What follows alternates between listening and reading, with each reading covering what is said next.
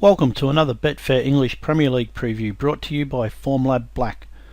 We have a full round of Premier League action in midweek before another round at the weekend, and Liverpool's trip to Arsenal looks to be the highlight after both netted a handful last time out. Both teams are in desperate form, with Villa having taken just 2 points from 6 games and Newcastle having lost 10 of their last 13. 1 goal in 6 home games is worrying for Villa, and they were dumped out of the League Cup by League Two side Bradford a week ago. Newcastle, meanwhile, are yet to win away this season. With both teams struggling and so much riding on the game, this looks a match best left alone. Chelsea, Everton and Spurs have all gone to QPR this season and failed to win, and since Harry Redknapp took charge, they've lost just 3 of 10 games. QPR also had a good home record against the top teams last season, and since 2011-12 have lost just 2 of 9 matches hosting top 6 sides. Moreover, they've conceded more than once in just 2 of those games, with 7 having under 2.5 goals. City have the best defensive record in the league and have had fewer than 3 goals in 6 of their last 7 trips to bottom 6 teams. With Redknapp having tightened QPR's defence, another low-scoring match could well follow. Stoke's normally reliable defence has been poor in recent weeks, as they've let in 13 in their last 4 games. However, before losing to Chelsea, they were unbeaten in 17 games at home. A poor record against Wigan of 1 win in 9 games since 2008-9 is a concern, but they have won half their home games against bottom half finishers in the previous 2 seasons. Wigan have slipped to 19th and have lost 7 of their last 10 away games. Moreover, they've taken just 1 point from their last 6 trips to middle third teams. Sunderland have won 5 of their last 8 matches, while Swansea are unbeaten in 6 games. Furthermore, Swansea's only defeat in their last 7 away games was at Spurs, and the goals markets look to offer better value. 13 of Sunderland's last 22 home games have had fewer than 3 goals, and they've kept clean sheets in 4 of their last 6. Moreover, Swansea have had 2 or fewer goals in 8 of their last 10 away matches, during which no side has scored more than twice, and 7 of their last 10 trips to middle third sides have also had fewer than 3 strikes. Both sides netted 5 times in their last game, but Arsenal looked better placed to push on and record another win, with the Reds having won just 1 of the 11 meetings between these teams since 2007-08. All of Liverpool's 9 wins this season have come against teams currently found in the bottom half of the table, and they've lost 6 of 11 games against current top half teams.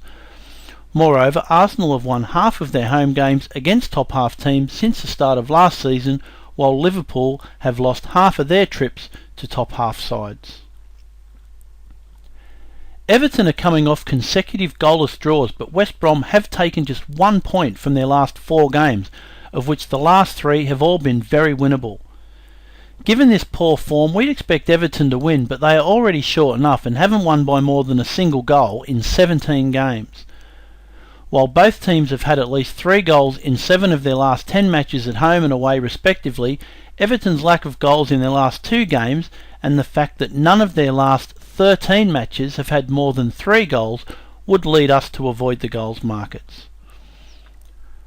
After a 10-game unbeaten streak, Norwich have now taken 1 point from 6 games, although their defensive record at home remains good, as they've conceded more than once in just 2 of their last 12 games. Spurs' form is good, and they look to offer some value, having won 10 of 15 trips to bottom half teams. However, both Arsenal and Man United have already lost at Carrow Road this season, and with Norwich's unders record at home conflicting with Spurs' overs record on the road, we'll leave this game alone. Fulham's home form has disappeared, as they've won just 1 of their last 7 games at Craven Cottage, and they've not kept a clean sheet in that time. 21 of their last 28 home matches have had at least 3 goals, including 8 of 9 games hosting middle third teams. The Hammers have had 3 or more goals in 6 of 11 away games this season, but that ratio increases to 4 of 5 when they've scored, and we'd expect them to net here. Since 2007-08, Man United have dropped points once in 16 home games against promoted teams, and they led 2-0 in that game. These games have seen them register 12 wins to nil and 10 wins by at least 2 goals. Furthermore, they've won 46 of 47 home games against bottom half teams since 07-08 with 33 wins, where they were also leading at half time. Southampton are in good form, but this will be a major test for their new boss. With United's defence having tightened up recently, the win to nil looks good value. Reading come into this game looking for a third straight win. However, they trailed at half time in both of those wins, and Chelsea will expect to create plenty of chances here.